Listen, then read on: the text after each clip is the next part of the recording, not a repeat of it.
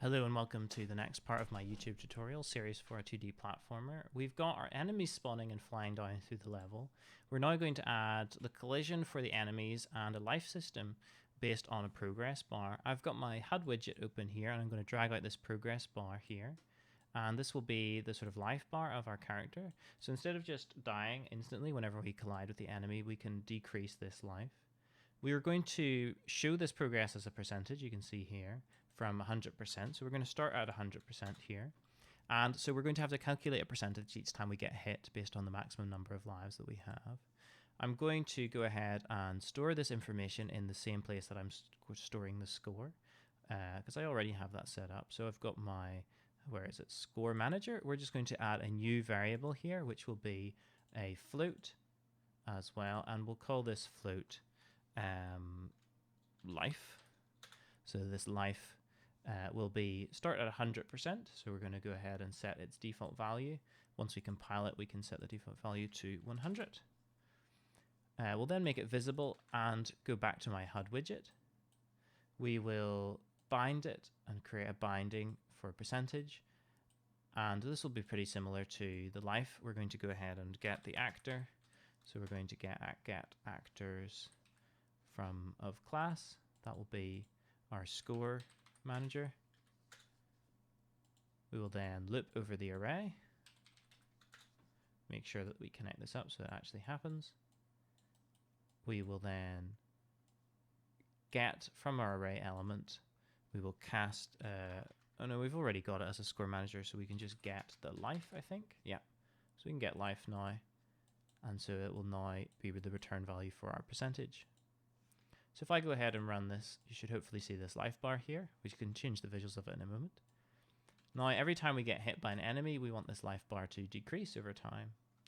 So let's go ahead and set up that interaction in our enemy class. So I'm going to open up this enemy blueprint.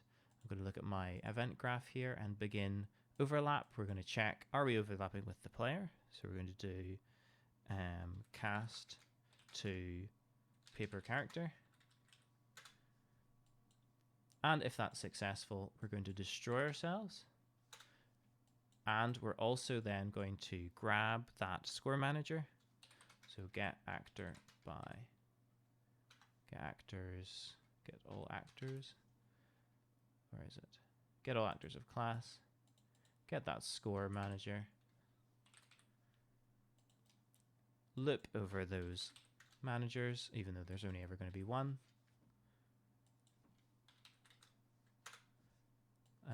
That's a for loop. We want to do a for each loop. Drag in our array. Once we've got our array element, we can then set the life. So we can do set life. Now we don't want to just set life to, no, set life, not get life, set life. There it is there. Now we don't just want to set it to 0, we want to decrease it by a value. So we're going to calculate that value as a float minus another float.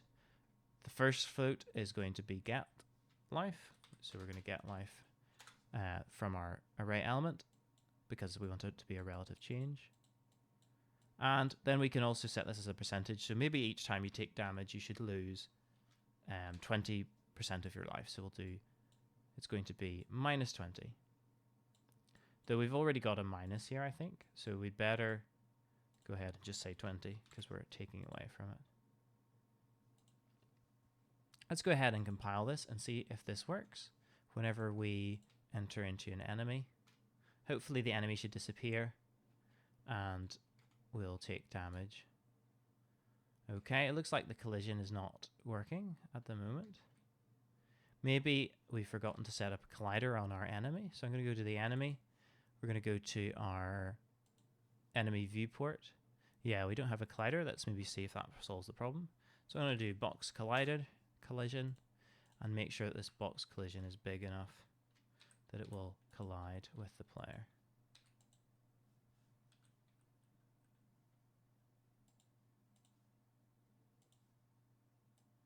There we go. Let's try playing it again. Can I go find an enemy to collide with? Okay, so the collision is working in so much as we are getting rid of the enemy. That's good. So that's the good news. And there goes our life. At some point, there must be a connection between our enemy and this life as a percentage that's not quite working out. And I think I know what the answer is. If I go back to my designer, I can see that as a percentage, so if we go back to this percent, as a percentage, it's actually a value from 0 to 1, not from 0 to 100, as I'd previously believed. So what we're actually going to do with our enemy is go back to the score manager. We're going to set up this default life value at 1 instead of 100. And whenever we decrease the health, whenever we collide with an enemy, we're going to decrease it by 0.2 instead of by 20. So 0.2. And let's see if that works now.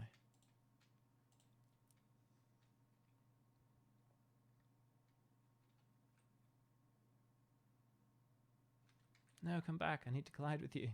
There we go. And there's our health bar now getting set down. Though I might need to increase my collider because it seems like I can't move sideways into them. I can only move back and forth into them. So anyway, we can now go ahead and have another check to see if we have died or not. Let's go to my enemy, and I'm just going to increase the collision on this box a little so it's bigger than the collider on my sprite. Or that's a bit of a lazy thing to do. Let's instead just set the collision off on the sprite, so no collision. As well as making the value of the life go down, we actually want this to mean something. So we're going to, Control Z that. We're going to check if something's happened. In this case, a branch. So we're going to check if the new life that we have, which is this value here, is less than or equal to. So is it less than or equal to, in this case, 0? In which case, if it is, then we're going to kill the player and say that's it, it's over. You went to 0 life, so hard luck. We can go ahead and find what we did in the death box and make sure that we're doing the same thing.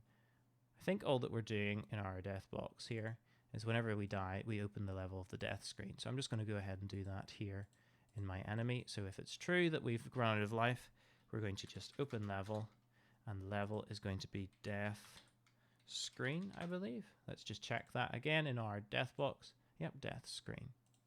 So that's been set up already. So now I'm going to make it my mission to go find these enemies and collide with them so that I can test the functionality. Okay, it looks like we just instantly die, so maybe not quite correct here. Let's go back to our enemy and see why is it not returning a value. So our life total, oh, it's minus 20. That's weird. How did it go back to be minus 20? Let's do minus 0.2 again. Try it now. Maybe I Control Z the wrong thing there. All right, so there is our life is going down. We're not instantly dying. That's good. We might have to make our game a little harder because it seems quite easy now to avoid the enemies. Especially if we already have, so many lives. Okay, so our life is now 0. It looks like we have to take one more hit before we die, but sure, that's all right. I think that's fair enough. Maybe it is sort of a bug though, so let's go ahead and open up the script to see why that might be. If it's less than or equal to 0, then we should then load the new scene.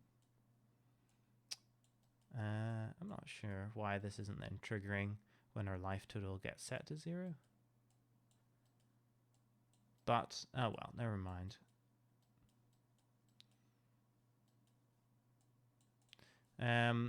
We've got an extra little bit of juice in our life.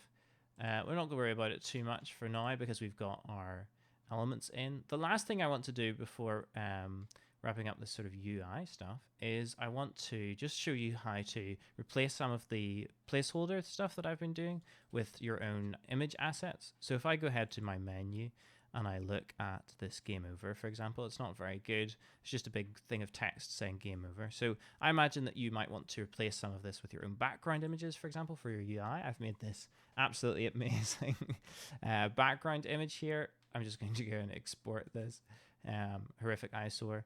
We're going to bring this in to our content as a sprite as usual. So we're going to go back to, hang on, let's minimize this for a second. Go back to the content, bring this in as a new sprite, do the classic, apply the settings, and then create a sprite. And now if I go back to my win screen or death screen, or whichever one I want to change. Where did our death screen go? Game over. There we go. We can go ahead and select this image.